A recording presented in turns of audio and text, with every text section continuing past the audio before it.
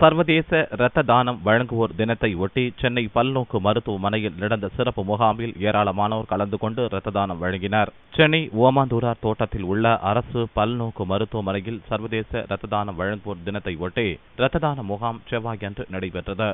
இதில் அரசு மருத்துவமனை மருத்துவர்கள் மற்றும் அப்போலோ மருத்துவமனை மருத்துவர்கள் கலந்து கொண்டு இரத்த தானம் பற்றிய விழிப்புணர்வை ஏற்படுத்தினர்.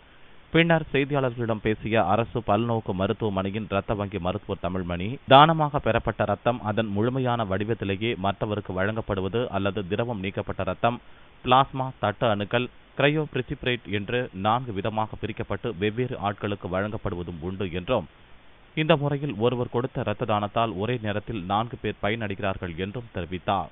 இன்னைக்கு உலக ரத்த தான நாள்.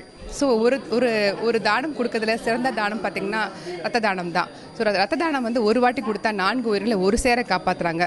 ஸோ கிரையோ பிரிசிப்டேட், WBC நீக்கப்பட்ட RBC, அதே போல் பேக்ட் செல், அதுக்கப்புறம் பிளாஸ்மா, அப்புறம் பிளேட்லெட்ஸ், இந்த மாதிரி கூறுகளாக பிரித்து ஒரு டைமில் கொடுக்குற பிளட் 4 உயிர்களை ஒரு டைமில் காப்பாற்றுறதுனால எங்களை பொறுத்த வரைக்கும் நீங்கள் கர்ணன் தான். ஸோ இவங்களை பாராட்டும் வகையில் இந்த இரத்த தான முகாம் நடந்துட்டு இருக்கு. இதயம் மற்றும் நுரையீரல் மாற்று அறுவை சிகிச்சை ஒருவருக்கு செய்யும் போது நிறைய ரத்தம் தேவைப்படும் என்றும், அரசு மருத்துவமனையில் இரத்த தான முகாம் தனியார் மருத்துவமனைக்கு ஈடாக நடத்தப்படுவது மகிழ்ச்சி அளிப்பதாகவும் அப்போலோ மருத்துவமனையின் இருதயம் மற்றும் நுரையீரல் மாற்று அறுவை சிகிச்சை மருத்துவர் பால் ரமேஷ் கூறினார்.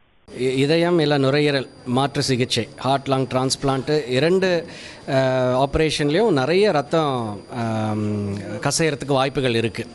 ஸோ அந்த மாதிரி இருக்கும் போது அவ்வளோ பெரிய டிரான்ஸ்பிளான்ட் பண்ணிட்ட பிறகு இந்த பேஷண்ட்ஸுக்கு ரொம்ப முக்கியமான விஷயம் இந்த பிளட் டிரான்ஸ்ஃபியூஷன் தான். அது ரொம்ப ஒரு சேஃப் வகையில் கொடுத்தா, ஏன்னா இந்த பேஷண்ட்ஸ்க்கெல்லாம் இம்யூனோ சப்ரேஷன் இருக்கும், அவங்களுடைய chances of infection high. So ரத்த தானமும் முக்கியம், அதோடைய சேஃப் கண்ட்ரோலும் ரொம்ப முக்கியம். அது எனக்கு ரொம்ப ஹாப்பியாக இருக்குது. ஏன்னா கவர்மெண்ட் ஹாஸ்பிட்டலில் தனியார் மருத்துவமனை அளவில் மிக சிறந்ததாக இதை பண்ணிகிட்டு இருக்காங்க. அதனால் எனக்கு அது ரொம்ப சந்தோஷமாக இருக்குது. இம்முகாமில் கலந்து கொண்டு பேசிய அப்போலோ மருத்துவமனையின் இருதய மாற்று அறுவை சிகிச்சை மருத்துவர் சுந்தர், இருதய அறுவை சிகிச்சை மேற்கொள்ளும் நபருக்கு 20 யூனிட்ஸ் வரை ரத்தம் தேவைப்படுகிறது என்றார். ரத்தம் செயற்கையாக தயாரிக்க முடியாது என்றும், உடல் உறுப்பு மாற்று சிகிச்சை எவ்வாறு உள்ளதோ அதே போன்றுதான் இரத்த தானம் என்றும் குறிப்பிட்டார். இதயம் மற்றும் நுரையீரல் மாற்று அறுவை சிகிச்சை செய்வதற்கு நிறைய ரத்தம் தேவைப்படும். ஒரு ஆப்ரேஷனில் சில சமயங்களில் 20 இல்லை 30 பேக் ரத்தம் தேவைப்படும். அதனால் அடிக்குவேட்லி ஸ்டாக்டு பிளட் பேங்க், ரத்தம் பேங்கில் போதுமான அளவு ரத்தம் இருப்பது முக்கியம். ரத்தம் என்பது செயற்கையான முறையில் தயாரிக்க முடியாது. ஒரு மனிதர் இன்னொரு மனிதருக்கு தானம் செய்யும் உறுப்பு தான் ரத்தம். In fact blood transfusion is one type of transplantation. Organ transplantation, உடல் உறுப்பு மாற்று சிகிச்சை செய்வது போல் ரத்தமும் ஒரு மாற்று. இதுதான், ஒரு ரத்தம் என்பது ஒரு உறுப்பு. ஸோ அது நல்ல சிறந்த முறையில் செய்வது மிகவும் சந்தோஷமாக இருக்கிறது. இரத்த தான முகாமில் பங்கேற்ற அரசு பல்நோக்கு மருத்துவமனை கதிரியக்க சிகிச்சைத்துறை தலைமை மருத்துவர் பிரபு, இரத்த தானம் கொடுக்கும் மக்களால் உயிருக்கு போராடுபவர்களுக்கு உயிர் கொடுக்க முடியும் என்றார். நம் உடலில் ரத்தம் இயற்கையாகவே உற்பத்தி ஆகிறது என்றும், ரத்தம் தானமாக கொடுக்கும் போது 300 மில்லி ரத்தம் மட்டும் எடுப்பார்கள் என்றும், இதன் மூலம் பல நோயாளிகள் பயன்பெறுகிறார்கள் என்றும் தெரிவித்தார். ரத்தம்ன்றது முக்கியம். அது we call it as liquid love. இந்த ரத்தத்தினால மக்களுக்கு ஒரு உயிரை கொடுக்க முடியும். இயற்கையிலேயே உற்பத்தி ஆகக்கூடியது. எல்லா ரத்தமும் எடுக்க மாட்டாங்க, ஒரு about 300 ml தான் எடுக்க போகிறாங்க. அந்த ரத்தம் கொடுத்தது within 1 வீக்கில் எல்லாம் நார்மலாக ஆகிடுவாங்க.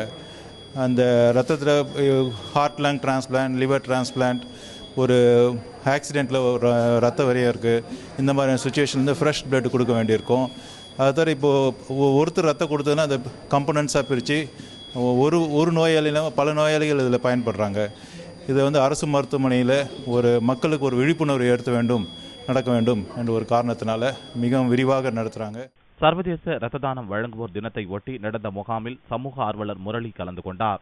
அவர் அளித்த பேட்டியில் மற்றவர்கள் வாழ வேண்டும் என்பதற்காக இரத்த தானம் கொடுப்பவர்கள் கடவுளுக்கு சமம் என்றார். எந்த பிரதிபலனும் எதிர்பாராமல் இரத்த தானம் வழங்குபவர்களை நாம் கடவுளாக பார்க்கிறோம் என்றும் தெரிவித்தார். உயிர் உள்ளே இருக்கிறதா வெளியே இருக்கிறதான்னு தெரியாத நிகழ்காலமும், உயிர் பிழைத்தாக வேண்டும் என்கிற எதிர்காலம், இரண்டுக்கும் இணைப்பாக ஒரு பாலம் செயல்படுகிறது என்றால் அது இரத்த தானம் தான். கேளாமலே கொடுப்பவர்களாக, தட்டாமலேயே தன்னுடைய இரத்த நாளங்களை மற்றவர்களுடைய வாழ்க்கைக்காக திறந்து வைப்பவர்களாக இவர்கள் திகழ்வது அந்த கருணைமயமான கடவுளின் துகள்கள் இந்த இரத்த தானம் செய்பவர்கள் என்றே சொல்லலாம்.